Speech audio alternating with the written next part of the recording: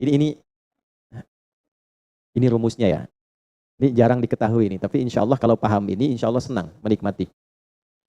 Tapi jaga ya, ini rahasia di antara kita aja nih. Gini, dalam fikih rizki itu ada 3 hal yang pokok. 1, rizki itu akan diberikan. Rumusnya ya, akan diberikan saat ikhtiar kita keluar. Apapun jenisnya. Sudah jelas itu. Ya. Itu ada di Quran surah ke-51. Sudah? Di ayat 22. Wa fis samaa'i rizqukum wa ma tu'adun. Dan di langit telah ditetapkan kadar rizkimu. Dan dijanjikan oleh Allah pasti diberikan. Nah, kapan itu diberikan? Ketika ikhtiar kita keluar. Jadi yang laki-laki, yang ikhwan ini, contoh ini, kita sudah siap saja untuk keluar, baru bawa map melangkah untuk menjemput rizki Allah, ya, itu sudah ditetapkan keluar. Cuma sampainya kapan kita terima, nanti ada aturan lagi yang mengikat. Ya, sesuai dengan kadar niat nanti. Niatnya apa nih?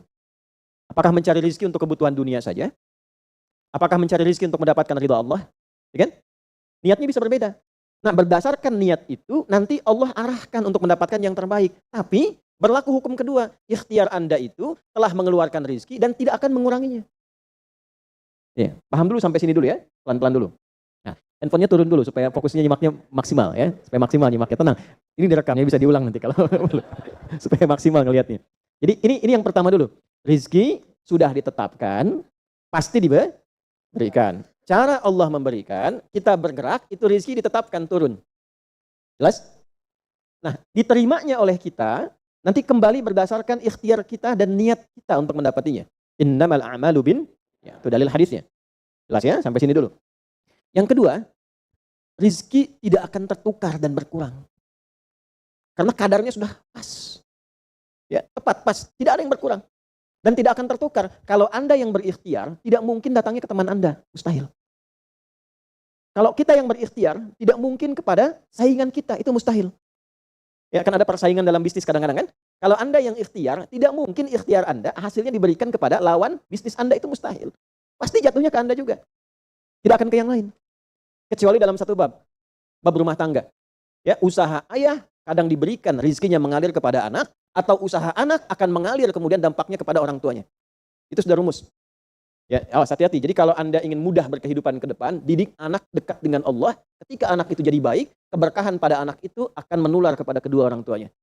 Ya, Bapak Ibu pengen haji, nabung banyak, belum berangkat-berangkat, sudah antrian panjang. Itu kan? Tapi tiba-tiba ada orang yang tetangga anaknya penghafal Quran 30 juz, dapat hadiah haji, orang tuanya ikut, bapaknya ikut, ibunya ikut, gurunya ikut. Ya, jadi nanti ada 2 ayat di dalam Al-Quran yang menjamin usaha orang tua mengalir ke anak, usaha anak mengalir kepada kedua orang tua. Babnya keluarkan kalau ingin mudah. Nah, yang ketiga, nanti saya urutkan di papan tulis supaya memudahkan itu. Yang ketiga, ini yang paling penting untuk disadari, urut dulu ya. 1, rizki telah ditetapkan untuk diberikan.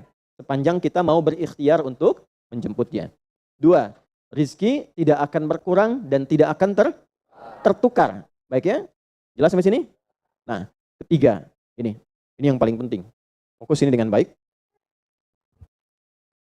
Rizki akan ditentukan keberkahannya berdasarkan nilai keimanan seorang hamba.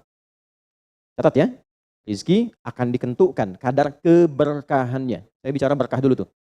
Berdasarkan kadar keimanan seorang hamba. Yang ketiga ini kaidah khusus yang membedakan antara beriman dengan belum beriman. Sebab kita bisa bertanya kepada Allah, ya Allah, saya sudah beriman. Ada hambamu belum beriman. Apa yang membedakan iman saya dengan hambamu yang belum beriman terkait dengan persoalan rizki? Maka turun nanti ada ayat tentang rizki yang dikaitkan dengan iman.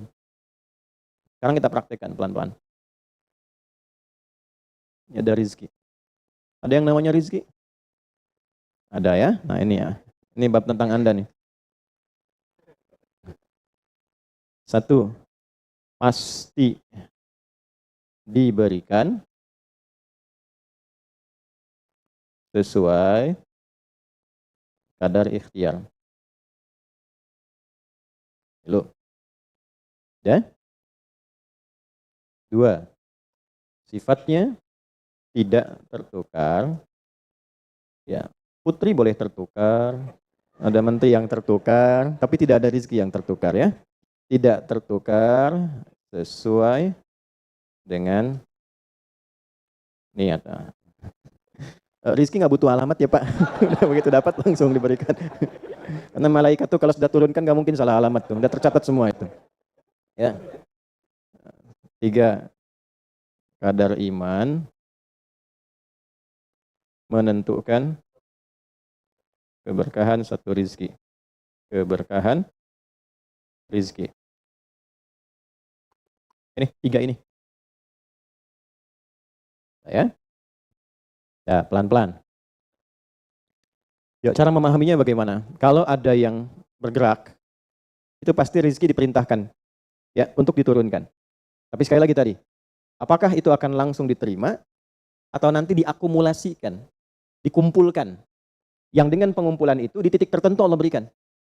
Jadi kalau Anda misalnya belum dapat hari ini, belum dapat hari besok, sepekan nyari nggak dapat-dapat. Tiba-tiba bulan yang ketiga dapat.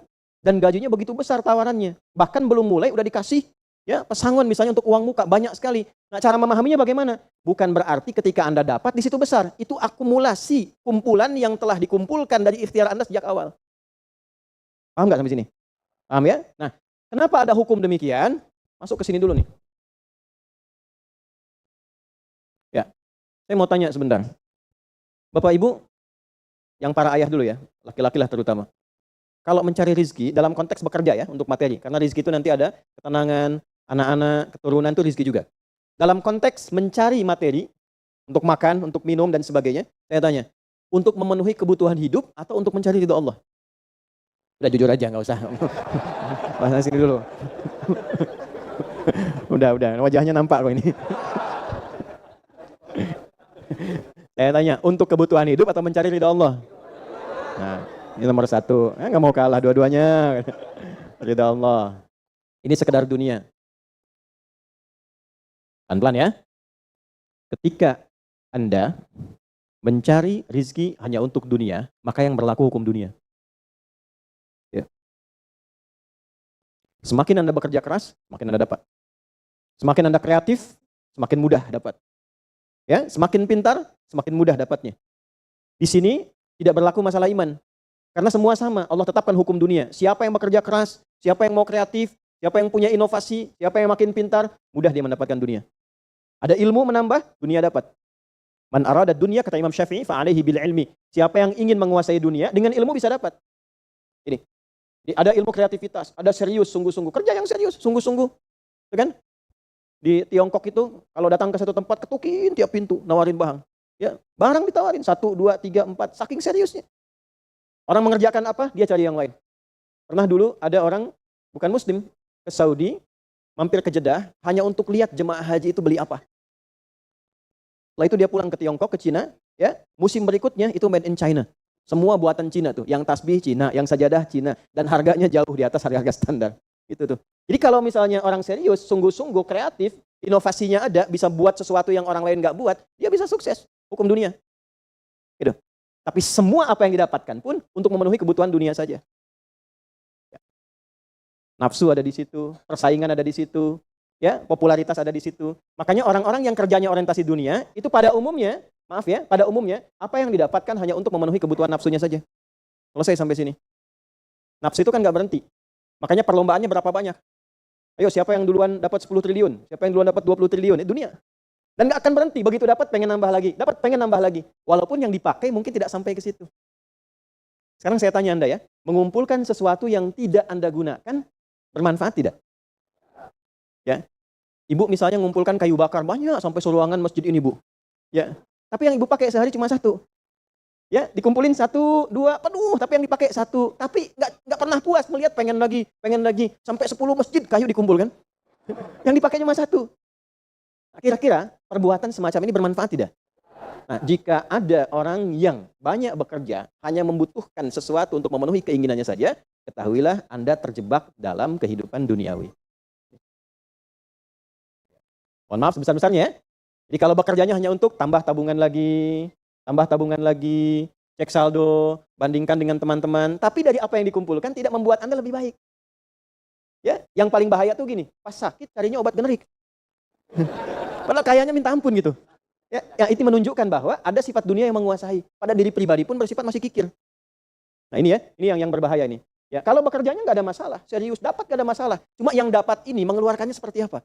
Kalau hanya mengumpulkan, hanya pamer, hanya untuk update, dia mau menyampaikan dengan pamernya, pakai hukum dunia, nggak bisa disalahkan dalam konteks dunia. Walaupun secara moral, dalam hukum agama, ini tidak dibenarkan. Jelas nggak sampai sini? Ya, sekarang saya tanya, ada nggak orang misalnya OKB misalnya, orang kaya baru gitu. Nah, baru kaya langsung pasang status, ada yang begitu? Ya, dapat mobil baru pasang status, ada yang begitu. Nah, ini biasanya semakin banyak dilakukan terjebak dengan hukum dunia. Tugas kita mendoakan, bukan mencela. Oh, pasti si itu tuh. Bukan ya. Jangan seperti itu. Ya, tugas kita mendoakan kembali dan sehingga dengan doa itu mudah-mudahan sampai kepada jiwanya untuk bisa berubah. Sehingga diarahkan pada yang lebih baik. Tapi maksud saya begini, kalau ada di antara yang ngaji itu terpedaya dengan sistem seperti ini, dia bekerja, tambah lagi, tapi penambahan itu alhamdulillah tidak membuat kehidupannya lebih baik dan bermanfaat, dia terjebak dalam kehidupan dunia. Pada akhirnya berlaku hukum akhir dunia. Hukum akhirnya? Fana. Dunia itu kan punya dua arti, satu cepat, yang kedua rusak. Cepat, nggak terasa. Kayaknya baru kemarin kita ngaji ya, sekarang ketemu lagi. Cepat tuh. Ya ketemu teman, kayaknya baru kemarin main sama-sama. Ternyata sekarang udah punya cucu 4 gitu. Saya? Itu dunia tuh. Itu hukum dunia, cepat. Ya, cepat. Yang kedua rusak. Semua dunia itu akan fana, rusak, sifatnya hilang, habis. Kalau bukan kita meninggalkan dunia, dunia yang meninggalkan kita duluan. Ini saya sering katakan, ini ada gelas nih, menampung air. Airnya habis, didiamkan saja, jangan diapa-apakan. Ini kotor, rusak sendiri. Anda punya handphone elektronik, simpan aja, nanti rusak sendiri. Sifat semua dunia itu rusak. Ya, di sepanjang kita berada di dunia, tubuh pun nggak abadi. Yang ganteng-ganteng akan hilang dengan sendirinya gantengnya. Makanya ibu kalau cari suami ganteng itu rugi tuh. Ya, baik sama, istri juga demikian, yang perempuan demikian. Semua selama di dunia hukum berlaku. Nah, harta juga begitu. Saat dikumpulkan banyak yang dihitung ini, kalau tidak sadar dengan, nah ini poinnya. Kalau tidak sadar dengan ketentuan hidup yang benar, pasti penyesalannya di akhir. Karena semua yang dikumpulkan itu pada akhirnya akan selesai hilang. Minimal, manusia yang meninggalkan apa yang dikumpulkan dari dunia ini. Terkumpul 100 triliun, hartanya kumpul, manusianya kan meninggal juga. Ya kan? Selesai ya? Ya pertanyaannya, selama hidup yang kemakan berapa dari sini? Nah ini yang kemudian dikoreksi oleh agama, dituntun oleh Islam. Tidak salah. Kalau bisa jangan 100 triliun, nanggung 1000 triliun, 2000 triliun, 3000 triliun. Kayak Abdurrahman bin Auf tuh, sampai 14.000 triliun. Kalau dihitung dengan kurs sekarang, sampai 14.000 triliun. Tapi ternyata apa yang dikumpulkan itu membawa keberkahan untuk dunianya, plus membawa bekal kebaikan untuk akhiratnya. 1 dari 10 orang yang dijamin masuk surga tanpa hisab adalah orang paling kaya yang pernah hidup di muka bumi ini. Salah satunya Abdurrahman bin Auf. Hartanya kurang lebih sampai 14.000 triliun. Tapi bisa menggunakannya. Dunianya sejahtera, akhiratnya terjamin. Jelas sampai sini? Ya, nah maka yang paling menentukan itu ini satu niat, yang kedua di sini aspek keberkahan. Dicarinya pakai iman. Maka niatkan yang pertama, upayakan setiap pencarian itu gunakan fungsi imannya untuk mencari ridha Allah. Maka ayatnya akan pindah ke ayat 172. Ya ayyuhalladzina amanu kulu min thayyibati ma razaqnakum. Hei orang-orang yang beriman, pakai imanmu untuk mencari kebutuhan hidupmu. Nanti aku siapkan, kata Allah, yang sesuai dengan kadar imanmu. Karena itulah kadang kelihatannya begini. Kelihatannya mohon maaf ya Bu, Pak, nggak dapat lagi. Padahal sudah tahajud malamnya. Udah puasa, udah baca Quran, lamar nggak dapat lagi. Ini nggak dapat lagi. Bukan karena ini Anda nggak bisa dapat, bukan. Karena belum cocok dengan iman Anda. Ini belum thayyib. Belum thayyib. Belum ada baiknya. Mungkin ada bagian dari usaha itu yang kurang cocok untuk iman. Tapi ikhtiar Anda mencari, itu oleh Allah ditetapkan. Setiap dia berangkat, tuliskan. Siap turunkan, siap turunkan. Cuma kapan diturunkan? Nah, itu kadang-kadang ada latihan untuk menguatkan keimanan kita. Sampai kita melewati semua perjalanan pencarian rezeki itu, baru diturunkan. Dan hebatnya, dalam mencari ini, Allah berikan bonusnya. Ada bonus pengalaman. Pernah sakit, pernah capek, pernah naik ini, pernah naik itu, tanpa sadar. Itu yang menempa dirinya menjadi sosok yang lebih kuat, lebih baik, yang ketika rezekinya diberikan seutuhnya, dia sudah bisa menggunakan rezeki ini sesuai dengan pengalaman sebelumnya. Yang mahal tuh ini. Makanya Abdurrahman bin Auf itu kan diambil dulu, dirampas hartanya, berangkat 400 km, jalan kaki, nggak bawa apa-apa, dipakai dulu ilmunya, belajar dulu jadi penyalur, dapat upah, dapat bonus dulu, baru dipakai lagi. Tapi perjalanan itu menempa hidupnya dengan iman, sehingga jadi orang terkaya yang pernah tercatat dalam kehidupan di bumi sampai hari ini. Jadi kalau satu kali Anda melamar kemudian ditolak pekerjaan, jangan langsung simpulkan tidak diberi. Alhamdulillah ya Allah yang telah memberikan kepadaku rizki yang baru berupa penolakan ini untuk menguatkan iman dan mentalku untuk menjemput rizkimu yang lebih baik daripada ini. Jelas ya? Nah ini poin-poin ini yang mahal. Nanti kalau sudah dapat ilmu ini, yang lainnya akan lebih mudah. Nah, jadi jangan disimpulkan, ya Allah aku sudah ngaji, aku sudah tahajud, kurang apa lagi, sampai hari ini aku belum dapat. Nah itu sesuatu yang tidak tepat untuk keluar, tapi juga bisa dipahami karena boleh jadi belum mendapatkan pencerahan sesuai dengan bab rizkinya. Nah pada akhirnya dikembalikan, kalau sudah dapat itu ditanya balik oleh Allah, itu mau dipakai apa? Oh pada akhirnya aku yang cukupkan. Ya, falyanzuril insanu ila ta'ami. Yang pertama kebutuhan makan kita pastikan dengan baik. Allah yang kasih, masa digunakannya untuk mencari yang